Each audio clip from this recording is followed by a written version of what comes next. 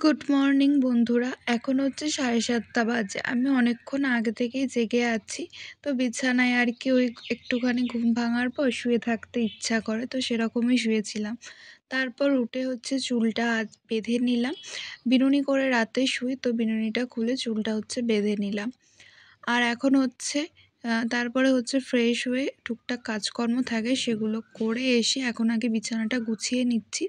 বিছানাটা গোছানো হয়ে গেলে তারপরে হচ্ছে আমি চা খাবো। কয়েকদিন ধরেই তো আকাশটা মেঘলা করেছিল, তো সেই কারণে মাথায় শ্যাম্পুই করতে পারছিলাম না।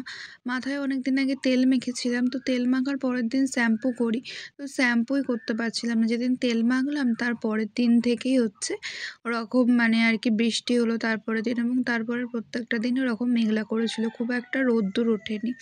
তো তারপরে শ্যাম্পু এমনি আমার স্নান করতে দেরি হয়, প্রত্যেকদিন তাড়াতাড়ি স্নান করে উঠতেই পারি না।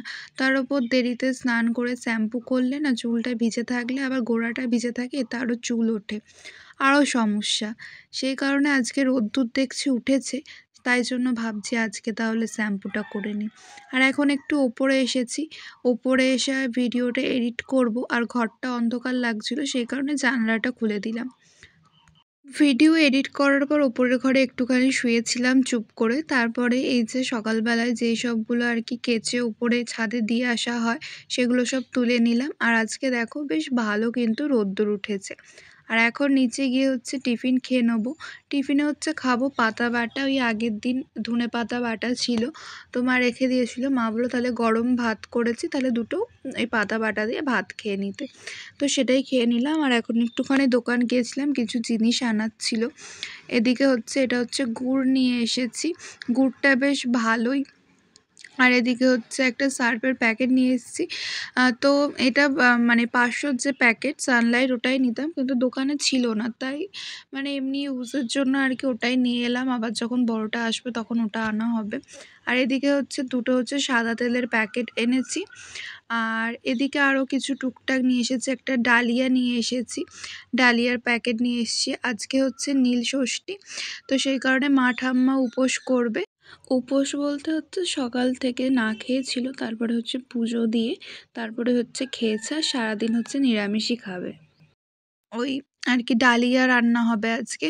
আর সেই কারণে মাকে বললাম যে আজকে আমিও ডালিয়াই খেয়ে নেবো, আর ভাতের জন্য অন্য কিছু রান্না করার দরকার নেই, তো ডালিয়াই খেয়ে নেবো। আর মানে মায়ের ঠাম্মার এরকম উপোস হলে না এরকম যদি ডালিয়া কিছু করে তাহলে আমিও খেয়ে নিই।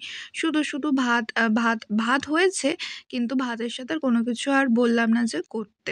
আর এদিকে হচ্ছে বড়ি, বিউলির ডালের বড়ি দিয়েছিল, সেই বড়ি আর আলুর হচ্ছে একটুখানি তরকারি মতো করছে, আর ডালিয়া দিয়ে আর কি খেয়ে নেবো। আর এদিকে দেখো সন্ধ্যাবেলায় সাবু মাখা হবে, সেই জন্য সাবু আর এদিকে নারকেলটা আর কি মা কুড়ে রাখবে। নারকেল সব কিছু দিয়ে মাখা হবে। আর এখন হচ্ছে আমি ডালিয়া আর কি দুপুরবেলা আর কি ডালিয়া খাচ্ছি। তারপরে হচ্ছে সন্ধ্যের পর হচ্ছে চা বিস্কুট খেয়েছিলাম। আর এটা হচ্ছে রাতের বেলায় ডিনারে একেবারে আজকে সাবু মাখাটা খাবো। সন্ধেবেলায় আর খাইনি, একবারে মা বললো তাহলে রাতেই খেয়ে নে, রাতে আর রুটি খেতে হবে না, সাবুই খেয়ে নে। তো সাবুটা না পরিমাণ অনেক হয়ে গিয়েছিল, তাই মা কিছুটা রেখে দিয়েছে। অতটা মেখে শুধু শুধু লাভ নেই, কারণ মা খাবে না, আমি খাবো, ভাই খাবে, আর ঠাকমা একটুখানি খাবে। তো সেই কারণে খুব বেশি মাখা হয়নি আর কি, মানে যেইটুকু আমাদের মতো হবে, আমি ভাই ঠাকমা যেইটুকু খাবো আর কি সেরকমই আর কি মাখা হয়েছে। আর এটা হচ্ছে সিঙ্গাপুরি কলা, তো সিঙ্গাপুরি কলা দিয়েই মাখা হবে। তো চলো দেখতে থাকো ভিডিওটা। আর সকালবেলা তোমাদের দেখালাম যে নারকেল মা কুড়ে রাখবে, তো নারকেল কিন্তু কুড়ে রেখেছিল, কিন্তু নারকেলটাই দিতে ভুলে গিয়েছিল, আবার কিন্তু পরে নারকেল দিয়ে দিয়েছিল। আর সাবুটা মাখার পর আমি বলেছিলাম যে আমাকে একটুখানি গুড় দাও, যদি ভালো লাগে গুড় দিয়েও মেখে খাবো। মা বলছিল যে না গুড় নিস না, ভালো লাগবে না, কারণ এখানে যেহেতু চিনি দেওয়া আছে। আমি বললাম যে দাও, কিন্তু পরে আমার গুড় দিয়ে কিন্তু খেতে ভালো লাগেনি।